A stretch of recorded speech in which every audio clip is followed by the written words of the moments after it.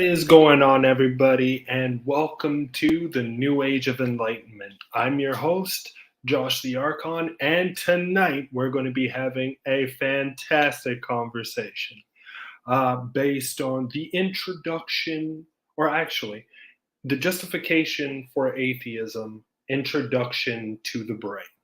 This is going to be really, really cool because I love reading about the brain itself.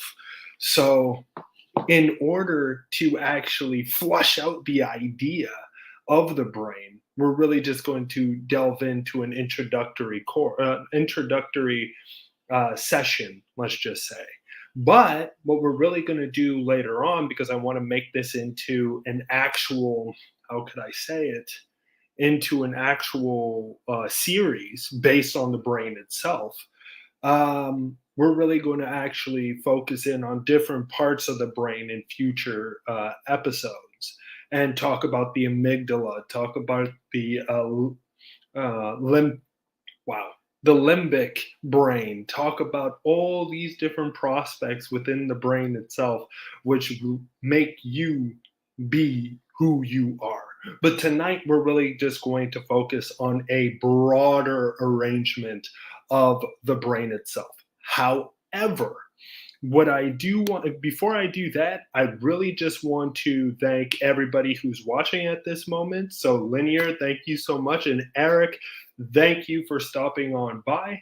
It is greatly appreciated. Next, I would like to thank our Patreon supporters for helping me do what I do and get the information to you, the viewer. So thank you so much, Linear, Laura Magee, Mikey Famine, and TART, or the Atheist Roundtable. I am completely thankful to you helping me do what I do. Next thing that I would like to say is that if you do want to support the New Age of Enlightenment, our Patreon is in the link below in the description. So if you go into our description, you will then see the link for the New Age of Enlightenment. And if you wish to support us, it would be greatly appreciated. If not, it is all okay. It is great to have you here nonetheless. Thank you so much. Also, if you like the video, please don't forget to like and subscribe because it does help us in a big way. So, now let's get into the meatiness of the brain. So, what we're actually going to do is something very unique. I'm going to try to show the atheistic justification or to justify atheism through our knowledge of the brain so far. I'll have to watch later. Limited light, it is perfectly fine. Thank you so much for stopping by.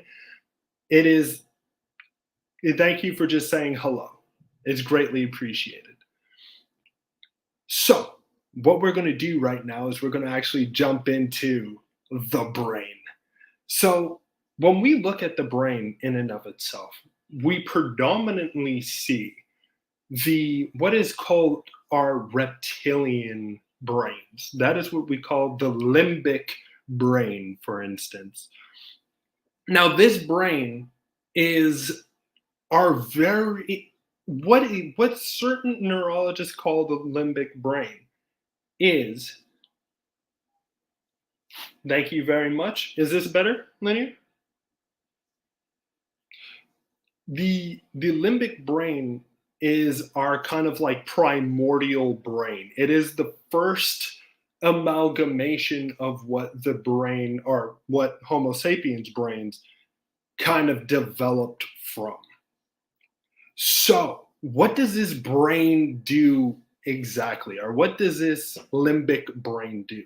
Well, the limbic brain in and of itself is more of a reactionary type of brain. So what it does is that when there's a sense of stimuli which is coming towards it, it doesn't necessarily have any forethought, right? It's not necessarily anything with forethought or well, not foreknowledge, I shouldn't say foreknowledge, but forethought or perceiving things in the future. Everything is based on its, how could I say it? The its interactions with that said stimuli at that exact time, right? So what we actually see, and one of the big things that we see, is within the limbic brain, or within the limbic, yeah, I guess I could say limbic brain. What we do see is something called the amygdala. Now, what does the amygdala do for people? The amygdala is actually this kind of what we hear is fight or flight type of thing. So do I stand and fight, or do I run from the problem or the danger which is coming towards me at that very moment? And a lot of people don't really know which kind of, or not which kind of amygdala they have, because obviously everybody has different scenarios that they fight in, obviously. So certain individuals might not fight in certain scenarios, but if forced to, they will fight, and other individuals would rather not fight no matter what scenario they're in, and so on and so forth. This is beyond the point, or this is besides the point that I'm trying to make. The point is that a lot of our emotions that we have comes from our amygdala itself. And mostly what that does is anything that makes us happy, sad, aroused, or aggressive, predominantly aggression, comes from the amygdala itself, right? And from this particular point, or from this part of the brain, what we actually see is how individuals kind of react to situations, as I stated, based on a plethora of different research that has been done by neurologists and psychologists. Exactly. Aggression is the state of arousal, just not sexual arousal. Absolutely. But actually, it does go to also sexual arousal as well. The amygdala also fires even underneath those said circumstances, also, which is very interesting that anger and,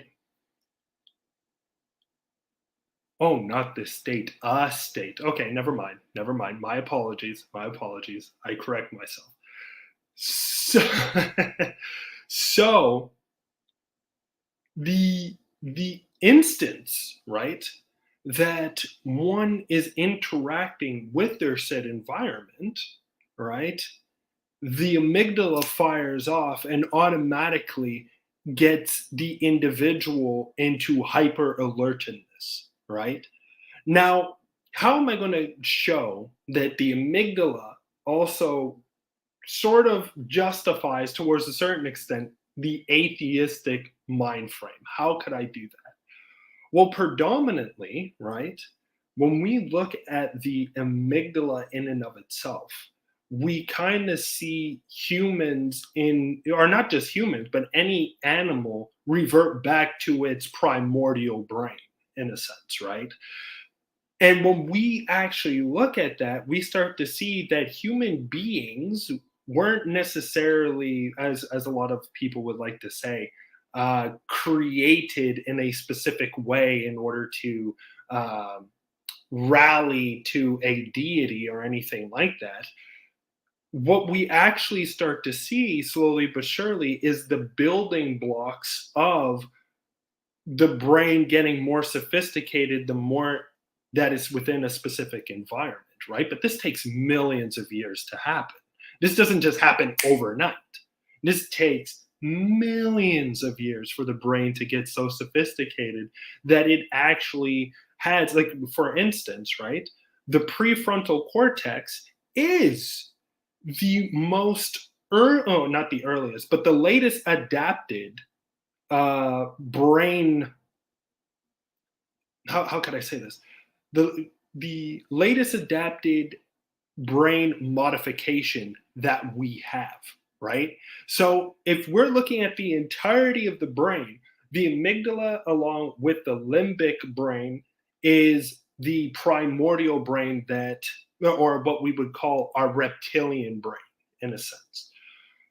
But from there, over time, because the brain does become more sophisticated underneath the different systems that it faces, right? So if you're in a nouveau environment, then the brain in itself, and let alone, right? Like when we look at different species in and of themselves, that's right, Linear, that's right. And a brain like myself, too.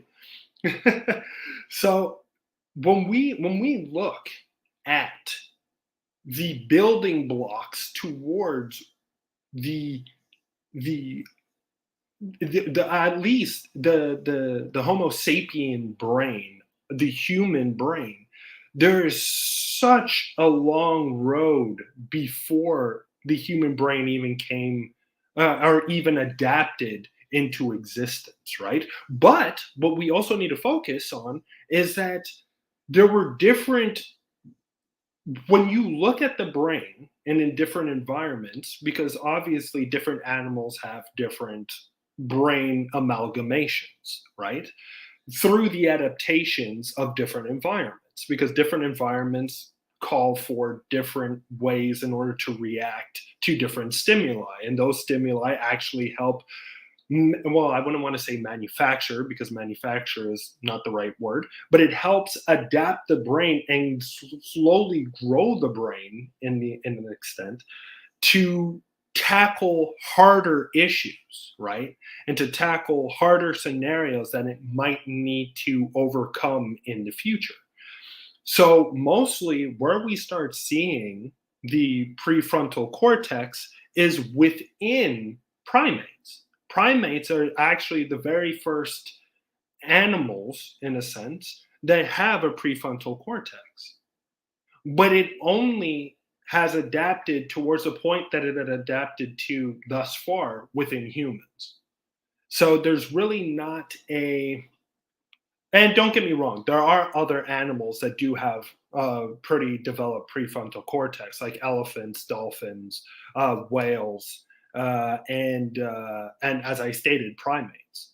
So right there, we actually see quite a few animals that do have either the beginnings of a prefrontal cortex or have a more developed prefrontal cortex through the adaptations that they had to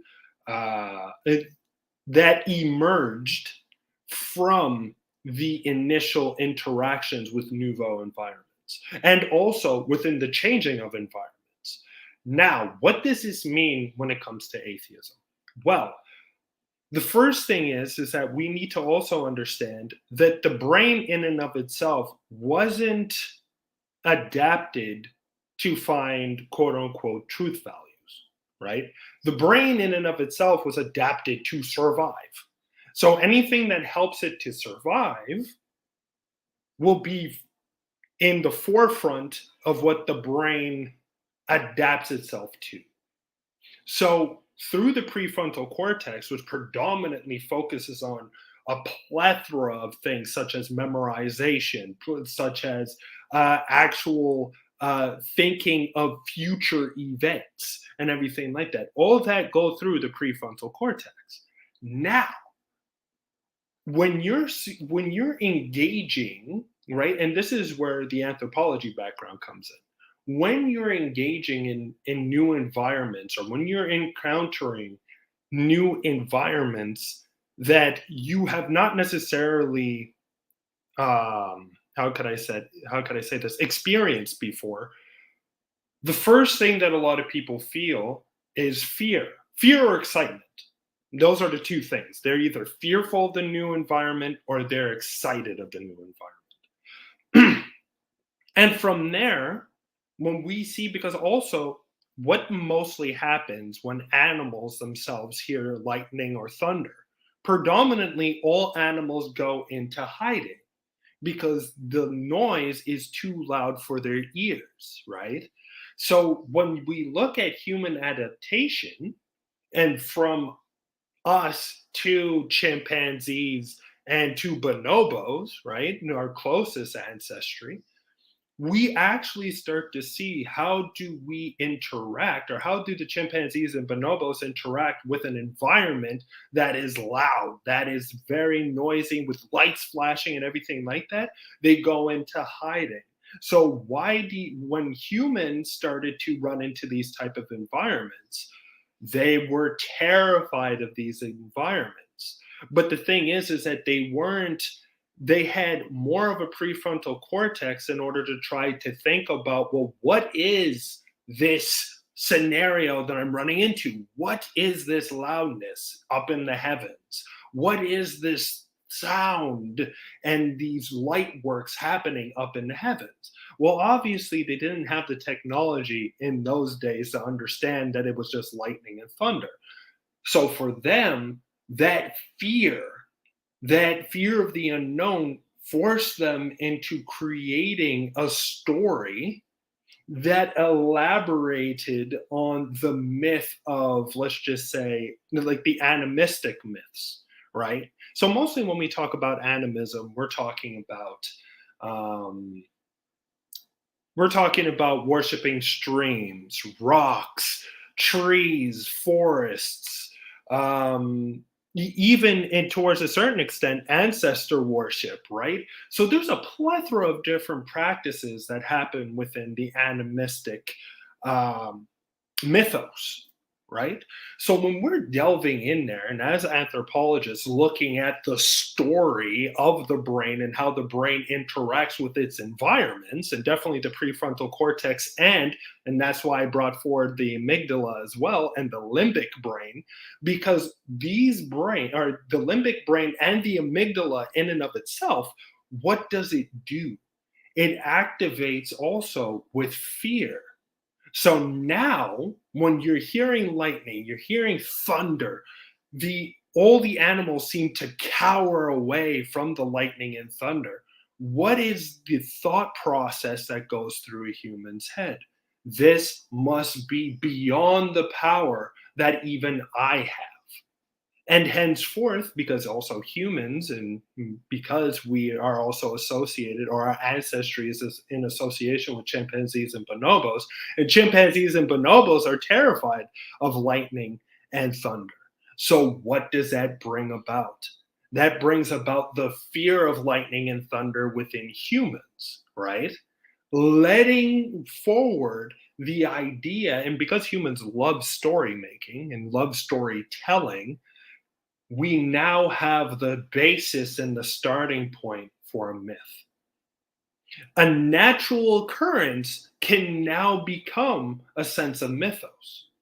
Well, what is making that loud noise? What is making the thunder? What is making the lightning? Well, it has to be an angry spirit, right? But how do we appease the angry spirit? Well, we must sacrifice, or we must leave food out for it, or we must do a rain dance that predominantly and hopefully, right, silences the rain, because the god, or the, sorry, not the god, the spirit is now appeased. Right? Because that's the thing. Having a larger brain doesn't technically mean that you have, well, it means that you have higher intelligence, yes, but it doesn't mean that you can answer all questions, all natural questions, right? You need to have some sort of scientific endeavor in order to answer certain questions. And also, you would need to philosophize as well in order to gauge which proposition, when we're talking about lightning and thunder, is correct. Is it a spirit that is really creating this lightning and thunder, or is it just based on when warm air mixes with cool air creates this kind of amalgamation?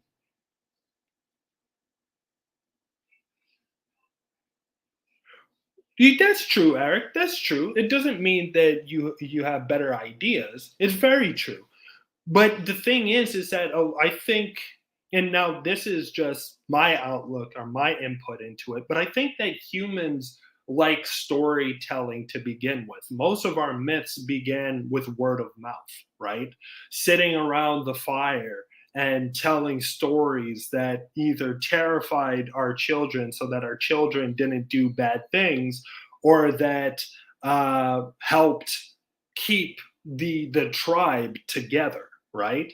So if we're already loving the storytelling aspect of or humans are loving the storytelling aspect, that means that they themselves rely on a sense of mythos. And this mythos comes to fruition via our fears and via our how can I say it? Well, not our happiness, but I would say based on our joy and our fears. That's where a mythos comes from. And that's why whenever we even hear today with the large monotheistic religions of today, and any other type of religions also, even the what people would call the secularist religions such as Buddhism or Jainism, or what's the other one, Taoism, and so on and so forth, right?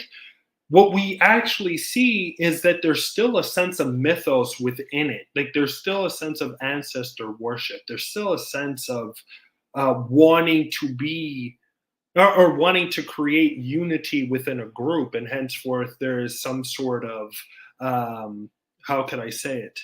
A story, like a city-state story, or some or a creation story of how the group first came together, type of thing, right? Underneath all religious denominations. So when we really look at that, what is the case, and what do we actually see? Is we see a myth, the beginnings of a myth come to fruition, and from these beginnings, we really see how the brain in itself, through the limbic brain and also through the amygdala, has some sort of, how could I say it, has some sort of effect upon our frontal cortex, right? Where it actually seems to manipulate our sense of beliefs. Because the things that terrify us, we have some sort of need to create a story about it, right? And if we are superstitious, then that story can slowly but surely create a religious type of how could I say it? A religious type of adherence to this particular threat, right? Like, let's just say, for instance, ghosts, or vampires, or what the truth. What the heck is it called again? Chu Chupacabra or something like that. I forget the name of it. But a lot of people have these terrifying myths that they tell their children, and they actually believe in these myths too. It's not just a myth to terrify children, it's a myth that they themselves are also scared of. And the whole entire reason why they're telling their children this is so that their children can keep away and keep safe from the how can I say it, the evil spirits, or uh, um, the evil werewolves and other things like that, right? Or witches, vampires, these type of things. And it's very interesting when you actually look within the realm of mythos and you look at how the brain interacts with certain events that happen to it. For instance, like, for just as an example, right? You walk into a room and the lights turn off by themselves. Most people, well, I wouldn't say most people, but some people might jump to a conclusion already. It's a ghost. I'm inside a haunted house and I don't know what to do, right? Exactly, Eric. It's a boogeyman, right? But then when you really look into it and you're like, oh, hold on, let me see. If you had more of a knowledge of how electricity works, for instance, or how power works within power, not the power lines, but within electrical wires, all of a sudden you'll be like, hold on, if I step on this tile, or if I step on this, let's just say, plank, well, not plank of wood, but if you have wooden floors, if I step here on the wooden floor, then you see the light turn off and you're like, oh, okay, well, it's faulty wiring rather than a ghost being within the house, right? So that's the whole entire point that I think that atheism is about, is not just skepticism, but a looking for an answer to certain questions that might seem to be unknown. And I think a lot of, or certain people are quote unquote skeptics when they hear certain stories or certain outlandish, or let's just say unlikely stories that some individual had an experience of, right? Like, for instance, the Bigfoot. How long have people been searching for this creature inside Alaska? And even if we look, it's in Canada, Alaska, and the US, right? These are the big places where the what the heck is it called again? The Bigfoot resides in, or the Yeti, or whatever people like to call it. But the reality of the situation is that if we use the Bayesian theory, we can actually put propositions beside each other, weigh out the propositions, and see the reality of that said proposition rather than a contrary proposition, which is there, where which the contrary proposition would be, well, they didn't see an actual or the people who first discovered Bigfoot or whatever didn't actually see a Bigfoot. What they probably saw was either a bear that had some sort of mange disease, or that had some sort of rabies or something towards that extent, that really made it look unnatural to the human eye. And definitely when people see something that is unnatural, most people tend to run and flee rather than go and check out what that thing actually is, right? So we never really know what the scenario is. We only know what our brain had experienced at that time. And we then create, because we're storytellers, we then create the elaborate story behind it, stating, well, I saw something and it looked man-like, but at the same exact time it was full of hair, and da da da. And then after, it just, it's like a snowball rolling down a hill. It just gets bigger and bigger and more elaborate. And it was right beside my tent, and it was actually eating my food. And no, no, no, it took out my dog, and all the rest of this. And then you have this huge story that comes out of like thin air, based on what two individuals believe they saw in the first place, right? And the eyewitness account. And if we really look at any type of evidence, eyewitness account is the worst type of evidence there is. They, even inside court, they will not necessarily take eyewitness accounts. They would have to take multiple different eyewitness accounts, but they won't just take one eyewitness account and put that in the forefront of all other accounts. No, there has to be evidence of some sort, not just the eyewitness account of one particular individual or two particular individuals. So all that to state is that predominantly within the minds of people, we love to make stories. But this comes from the limbic and the amygdala itself, which then has influence upon the prefrontal cortex, that then puts some sort of aspect of imagination behind what individuals actually saw.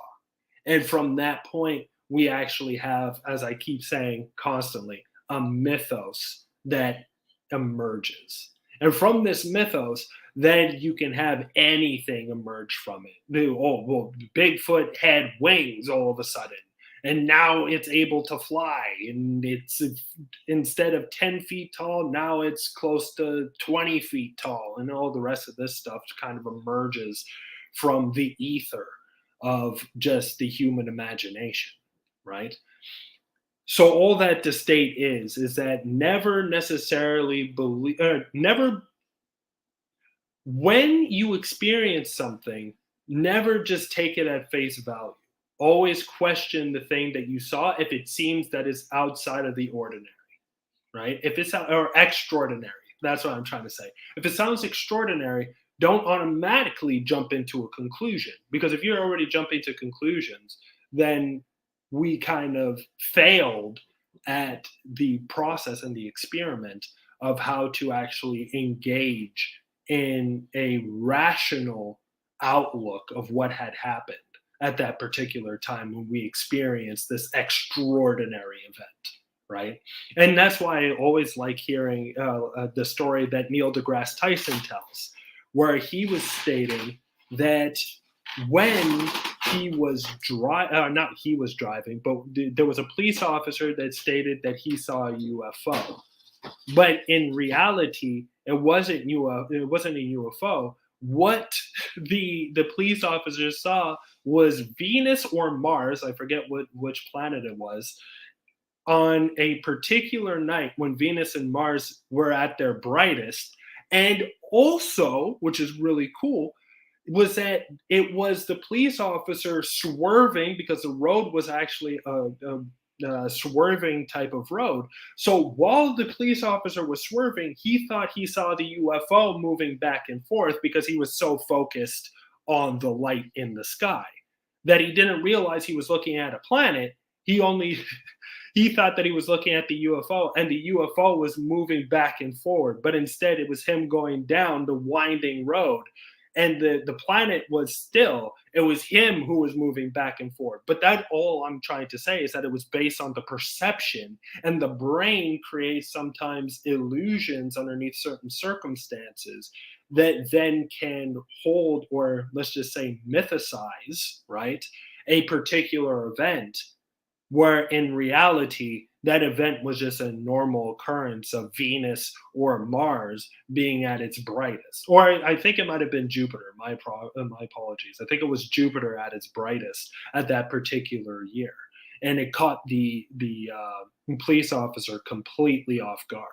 Right. So that's all I'm saying, is that we can't just jump to conclusions. And a lot of times the brain likes to jump to conclusions because it's the easiest thing to grab hold to. Okay, it's something that's out of the ordinary or extraordinary, henceforth aliens. Okay, this is something out of the extraordinary, henceforth ghosts, demons, devils, spirits, poltergeists, whatever we wish to call these particular phenomena. The reality is that mostly 95% of the time, or I would actually say that maybe even 99% of the time, all these things are actually answerable by the evidence once you actually go and look at the entirety of the story and start building up contra evidence to the proposition which has been made. You start to see that this isn't the case at all. You start to see that this supposed ghost situation was just pipes, or was just a house settling, but it was settled in such a weird way that it terrified the owner to such an extent that they believed that I need to call a priest in order to come to my house in order to perform an exorcism on the house, for instance, in order to make sure that my house isn't compromised by demons, devils, spirits, and the like, right? So this is all I'm trying to say, is that we need to utilize our actual mental faculties in order to answer the questions which are there. And sometimes our brain likes to create illusions in order to, or well, it's not in order to do anything. Sometimes our brain creates illusions, and we got to look at those illusions through, or maybe not illusions. Illusions might be a little too harsh, but the brain creates certain, I guess you can say, hallucinatory states in order. And what we need to do is we need to look at those states and say, okay, is this something that is really happening at this moment? Or is this just a freak occurrence that my brain kind of malfunctioned at this particular time? And literally the reality of the situation is that the brain is one, I don't want to say constantly malfunctioning, but the brain is always underneath some sort of quasi hallucination in a sense. Like, for instance, you know, brain games and stuff like that, where you look at certain lines on the screen, on the page, and somehow those lines seem to create some sort of um, illusory, sorry, picture that we're like, oh my god, I didn't see that, but now when I saw it, it blows my mind. That's literally the brain, in a sense, malfunctioning, right? In a sense, that is the brain hallucinating something that's not really there or whatever. So that's one part that I really want to talk about. The next part, because next week on Saturday, I'm going to actually be delving into the philosophy of the brain. And then I'm going to break that down into uh, episodes as well. But mostly what I'm going to be talking about next weekend is going to be about qualia and our qualic experiences and everything like that. Because I know that there's the hard problem of consciousness, weak problem of consciousness, which is more about behavioral, more about the behavioral and the firing of our chemicals from one dendrite to the next. So, in all respects, right? I'll be delving into that, and that will be our introduction to the qualic experience and the justification again for atheism and physicalism. But all in all, what I want to actually hit up today is how the brain creates these said hallucinations that might, at some point, even the most rational people might run into and have to take a seat back and be like, wow, okay, was this something that really, like, was this experience real, or was I just hallucinating because I didn't eat that much today? I might have taken something beforehand that had some sort of adverse effect on my brain or something towards that extent, right? Like, you got to look at the whole scenario and then come up with a proper hypothesis into what has happened to you, and is that said experience a real experience, or was it a hallucinatory experience? But right now, this is where we're actually going to get into the fun aspect of this, or at least in my opinion, the fun aspect of this is when we look at brain states, for instance, so abstractions, like when a brain, and all this happens predominantly within the prefrontal cortex. When we have abstractions, or let's just say imaginations, hallucinations, um, daydreaming. The story of Brian. Yes, the story of Brian, 100%. The the aspect, right? When we look at the brain and we see brain states, a lot of people think that brain states are separate from mental state. No, that's philosophy. I can't delve into that. My apologies, guys. I will delve into that next week, though. So if you really like philosophy, you like the philosophy of mind, come on in and we'll be talking about the philosophy of mind, or the introduction to the philosophy of mind, at least. So the other thing that we need to be careful of, or actually not even be careful of, but the beautiful thing about the brain is that the brain is constantly adapting to new information. It might take longer than others for their brain to adapt to a specific idea, right? Because the world is made out of material, but at the same exact time, the world is made out of ideas, right? Meaning, and what I mean by that isn't that, okay, well, there's abstractions all throughout the world and they're actually like physical processes. No, they're all here, but the battlefield of ideas, right, happens when two people with different ideas come together, and then there's a clash of ideas, there's a clash of ideologies, and there's a clash of concepts. This is what I mean by the world is filled with abstraction and filled with, as Sean Carroll states, filled with world of ideas, right? So what ends up happening, which is beautiful, is that most people, when they get into an argument or anything like that, they believe that their foundation, right? And this is again all in the prefrontal cortex and also within the amygdala as well. And we'll get into the other aspects of the brain as well. Don't worry, I'm not leaving out anything else. But today we're going to be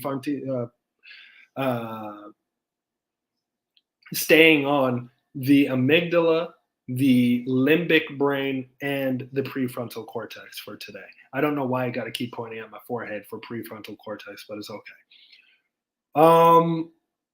So what's really cool is that when people go into debates, right? A lot of people say, well, I'm not a big fan of debates because nobody is going to change their mind. But I actually don't agree with that. I think that debates actually change minds absolutely. Because sometimes you might not be able to change your interlocutor's mind, but you can change the mind of the individuals around you who are listening to the debate. They're listening to rational justifications for somebody's belief system, right? So if somebody doesn't have a rational justification for their belief, most people will jump on the bandwagon of a person, even though that belief might be completely wrong, right? The proposition of that said belief, or the credence behind that said proposition, I should say, could be completely wrong. The thing is that the person is coming out like they know more than the other interlocutor does. And henceforth, the people, because again, that's just how the brain works, moves towards the side that relatively sounds more reasonable than the opposite side. So when most people hear arguments, sometimes it might take a different way of telling the argumentation that changes the person's mind. Other ways, correct, is that they're already on the fence, but they're wanting somebody to try to change their mind.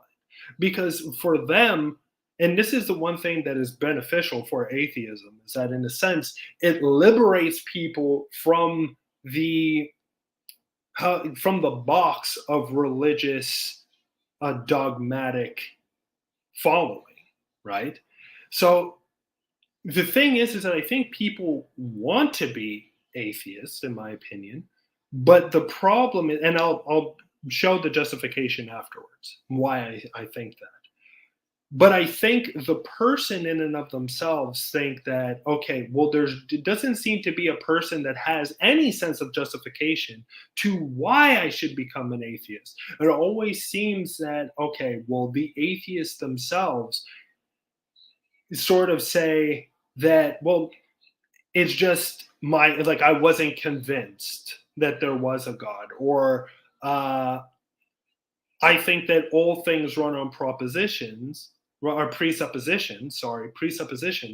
and henceforth all ideas we can't necessarily gauge into how to truly see what is truthful or what is not. We just don't know. And because we just don't know, I don't want to believe in something which seems outlandish to me. And again, that's perfectly fine for the rational brain.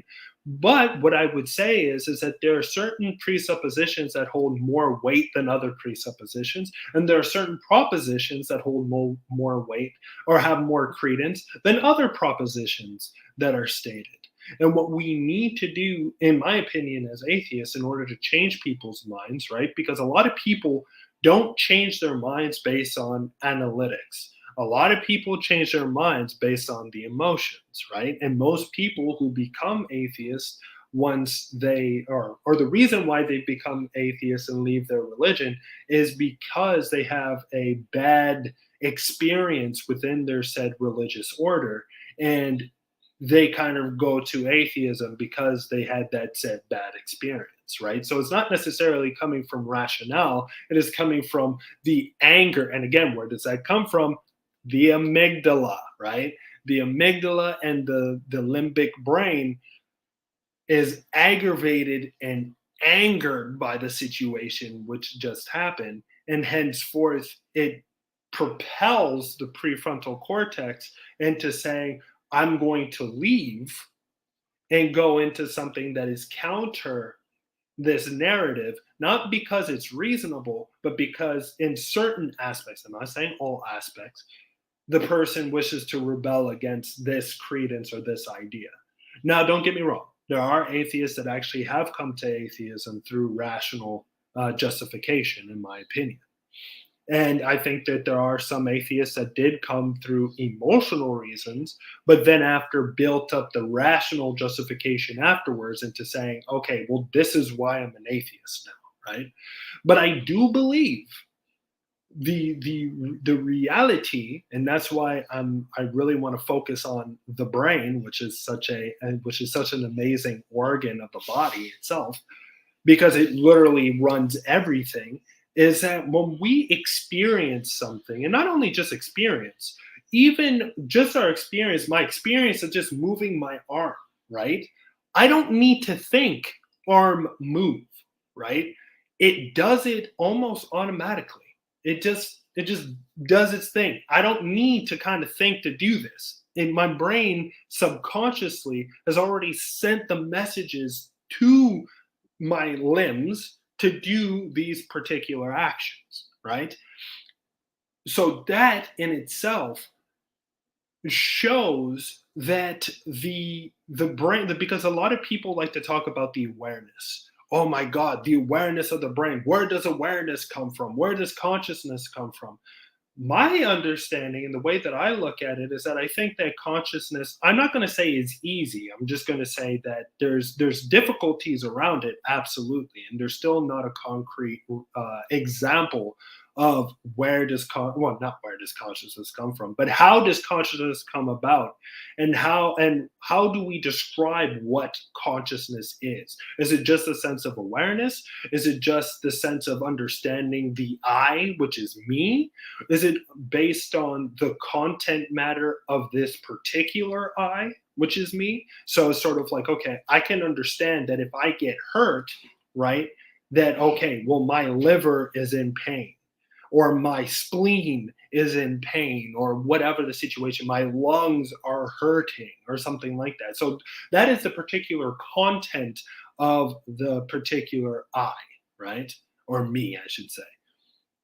However, the one thing that really shows, and that's where I think, and I'll talk more about this afterwards, is the qualic experience for me is a physical prospect. It's not anything that has any dualistic prospects to it. I truly believe that it's physical. But I think that you have to put so much into the equation rather than separate consciousness from all other activity within the brain. I think you got to activate and you got to focus on the entirety of the brain in order to actually show the justification that a qualic experience is actually physical. And when we talk about this, is kind of like the experience when somebody is born without arms or legs, right? You cannot have an experience of having arms and legs when you haven't experienced that because you were born without those appendages, right? The only time where we can have that said experience is when we actually have those limbs in order to experience movement, in order to experience the firing of neurons that allow me to do this at this very moment, and everything like that. And the neurochemical reactions firing from one dendrite to the next dendrite, right? And when we really start putting everything together, in my opinion, the brain actually kind of shows, in my opinion, or not just shows, but justifies the atheistic position. Because and as I stated, we'll delve into this next week when we talk about the philosophy of mind, or an introduction into the philosophy of mind.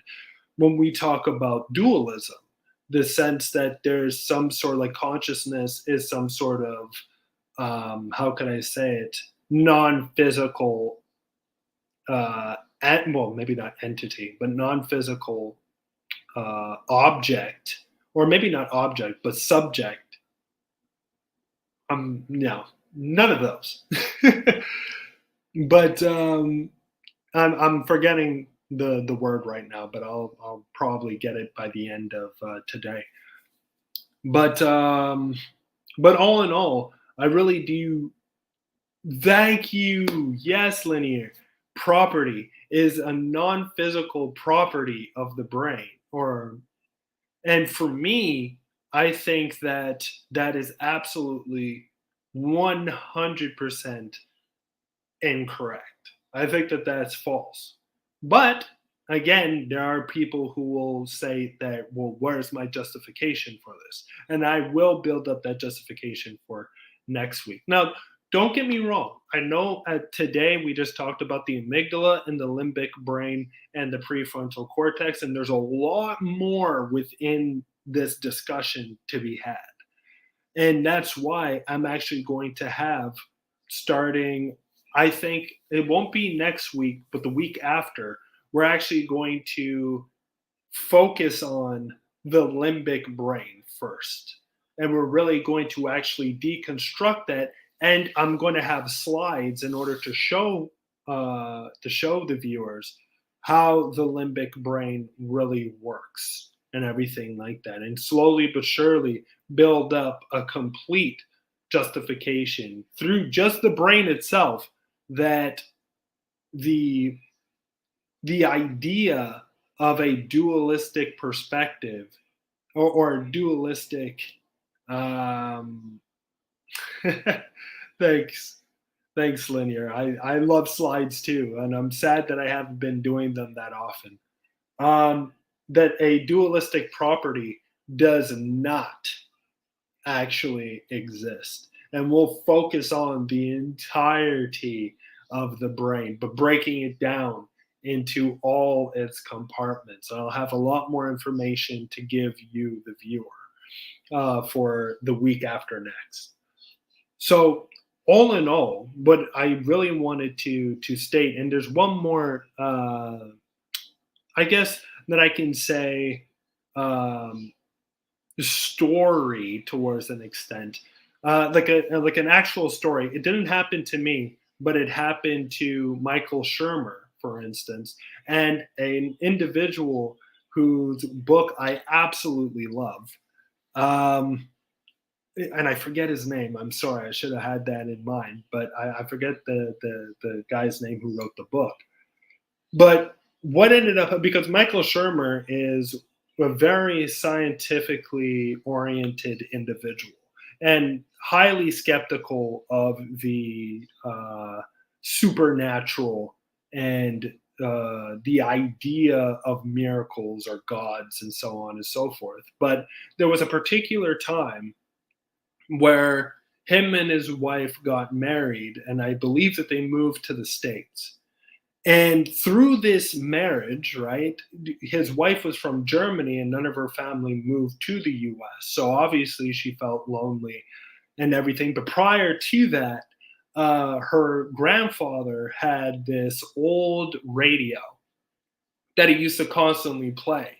Now, what ended up happening was that Michael Shermer wanted to fix the radio for his wife in order for his wife to feel a little more at ease with the new environment. Sadly, the radio did not work. So he put the radio away into a drawer and kind of just kept it there. But he put batteries and he fiddled with the radio, okay, before he put it into the drawer. Now, when they got married and moved to the States, they brought that same exact drawer with them. Or actually, I don't even think that was the case. I think they got married in the States and the drawer was already there. So when they came back home, she was feeling obviously lonely and depressed because her family didn't come down. She had a very good relationship with her grandfather. And at that particular time, the radio came on inside the drawer and was playing a love song. And obviously, imagine that said emotion, that overwhelming emotion where you feeling isolated, you're feeling alone, and then all of a sudden, the radio just, like your grandfather's radio begins to play, and a romantic love song pops on right after you're done your wedding, right? Mind blowing stuff. It would probably even shake me to my bloody core. I'm not going to lie. But then the individual who wrote the book was stating, like, okay, but let's look at this through a skeptical view. The first thing is that you already put new batteries within the radio, right? Then you fiddled with the radio, but how long did you fiddle with the radio for? Did some of your fiddling actually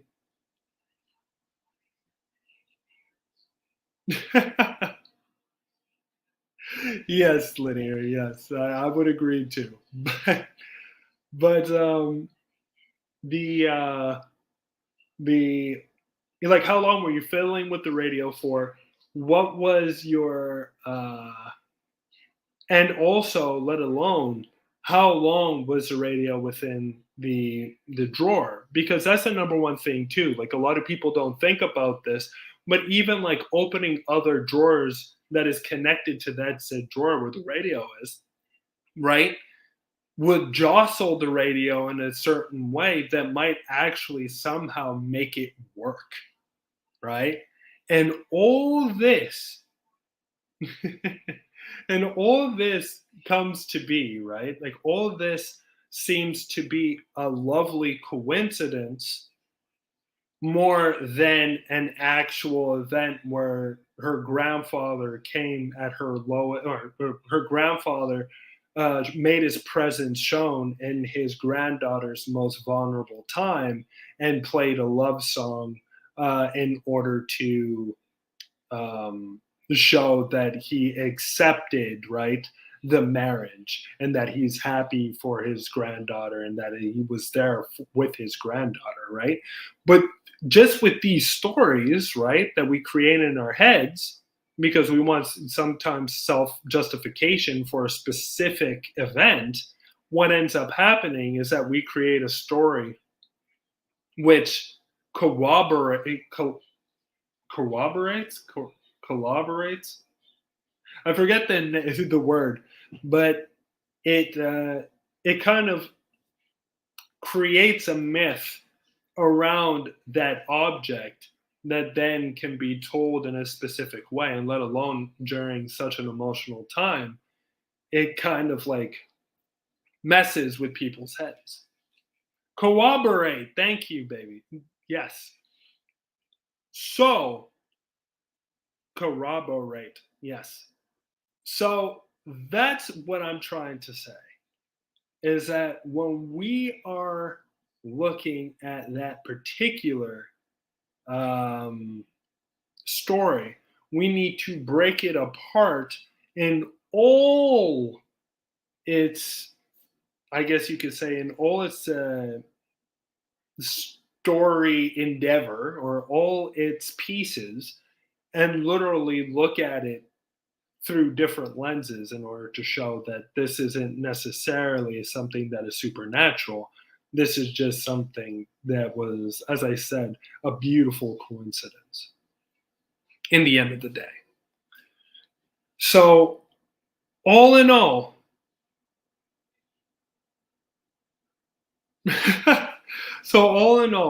I do want to end the show here because this was only supposed to be an introduction to the justification of atheism and the brain.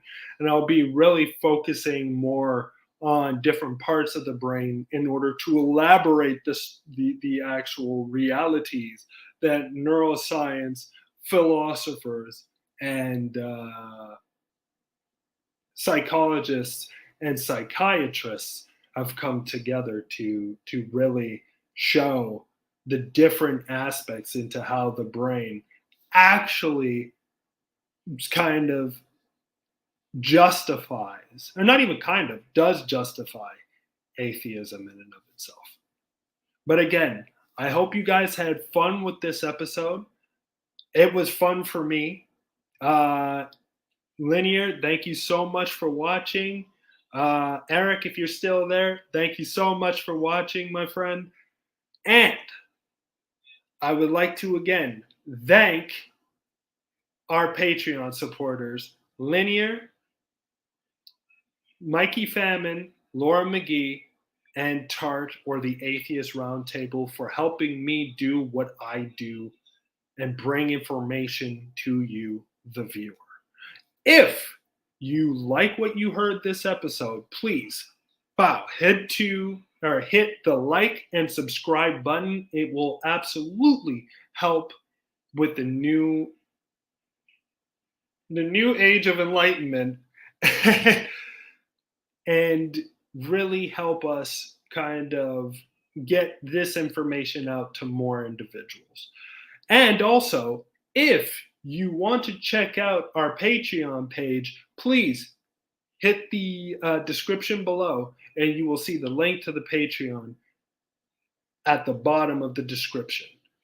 And if you want to support us, it would be greatly appreciated. If not, then thank you still so much for watching the show. Have a great night, everybody, and I will see you next Saturday for the introduction to the philosophy of mind. Have a great one, everybody, and see you next time.